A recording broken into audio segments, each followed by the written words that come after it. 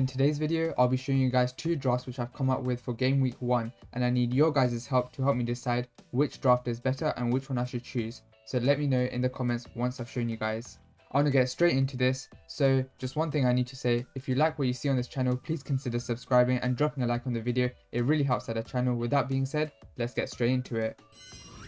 The deadline for the giveaway is approaching really soon. On the midnight of the 16th of August, the giveaway will be closed. So feel free to enter. It's completely free and everybody is welcome, and definitely get involved. How to enter is on the screen right now. All you need to do is subscribe to this channel, follow me on Twitter, and retweet the post about the giveaway and you will be entered.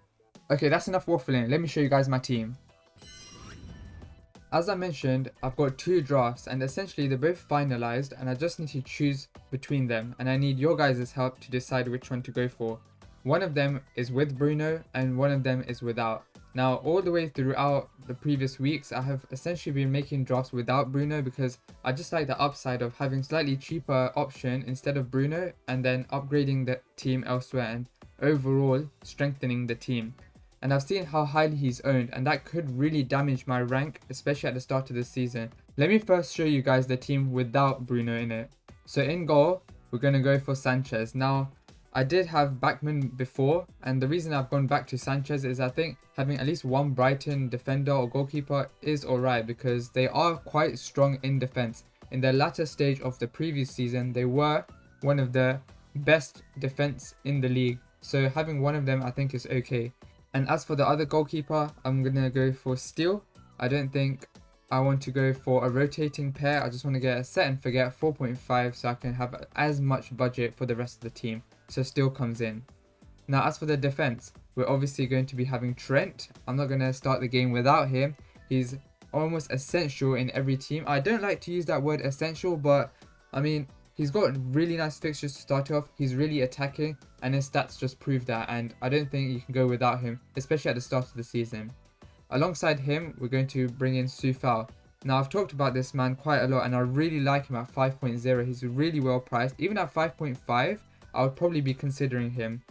West Ham have very nice fixtures to start it off and he is really attacking. In the second half of last season, he was getting a lot of shots away in the opposition's box. So we can see how much forward he is really getting compared to other fullbacks. Now if you're considering Cresswell over Sufal, that is also an option. He is on set pieces, he's more likely to get those assists. Whereas Sufal, I do think he'll be getting more goals than Cresswell. And next up, we're going to bring in Shaw. United's fixtures are so nice at the start of the season, so I think having at least two players from United is probably a good idea. If you can get three, that's also not a bad option. And I do see some clean sheets for United at the start of the season, especially with Varane and Maguire now solidifying the defense.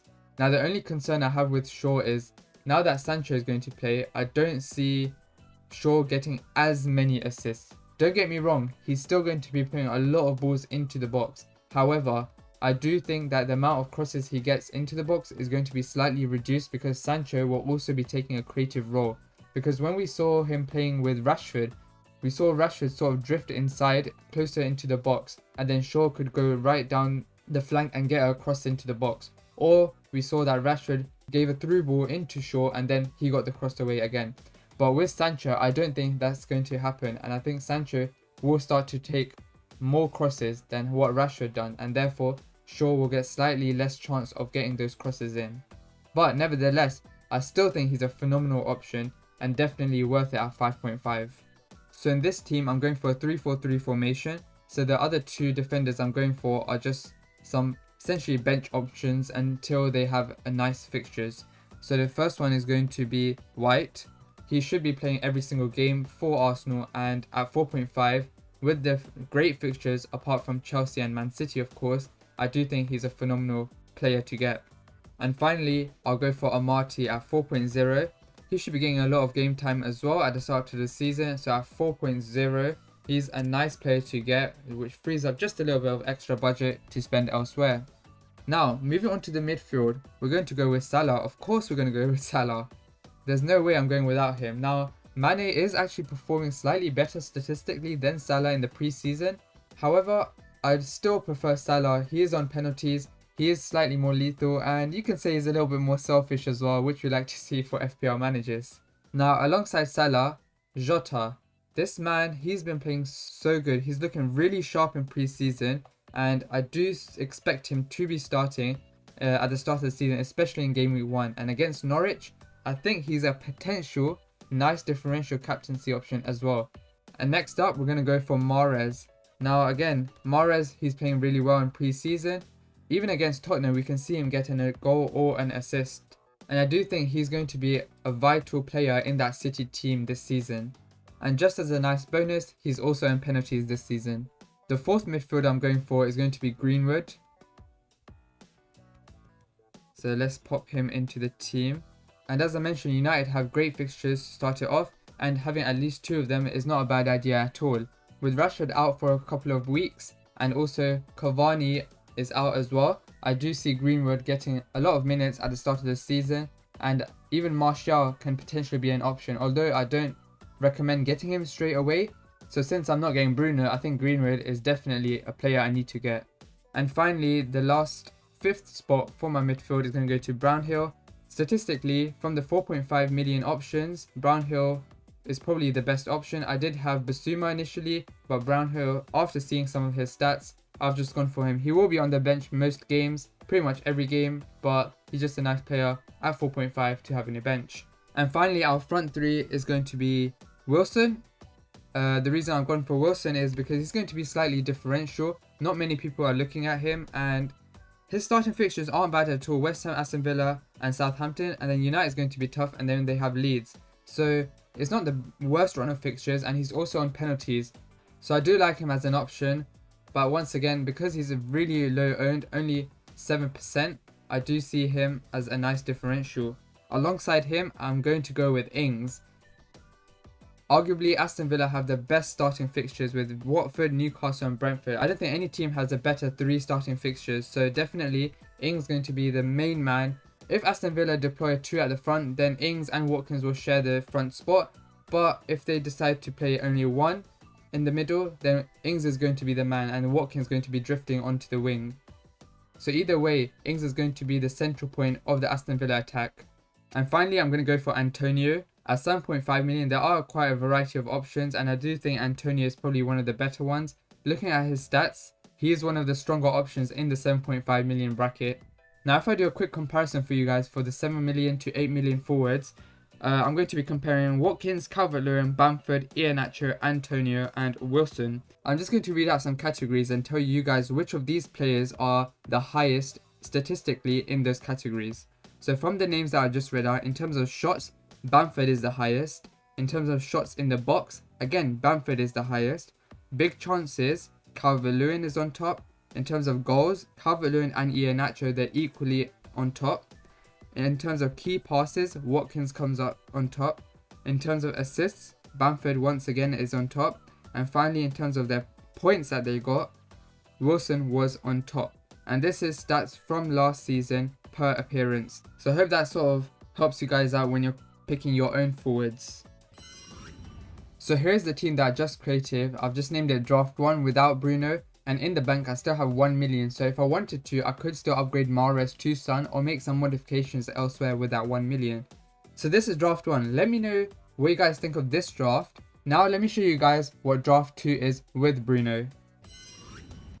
Now for Draft 2 with Bruno Fernandes, there's only going to be 3 changes which I'm making. So all the players that you already see on screen are the same players that I had in Draft 1. So the 3 modifications I'm going to make is to remove Mahrez and then get Bruno in replace for him.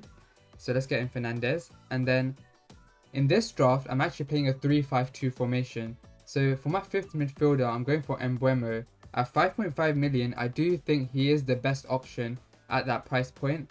And if Brentford set up as a 3-5-2 formation, then I do see him playing alongside Tony. Moreover, he's actually also on set pieces with Jensen and has an amazing record with 25 goals and 17 assists in the last 2 seasons. His last season expected goals was 9.83 and expected assists was 7.28. So that's pretty decent for his price point, and if he has the opportunity to play up front alongside Tony, we could definitely see him being involved in Brentford's goals. And as for the final player, we're just going to have to put in a 4.5 million option. He's just going to be on the bench. Obafemi is the player I'm going to get. and we're going to be constructing a 3-5-2 with this team. So this is how we line up for draft 2 with Bruno Fernandes.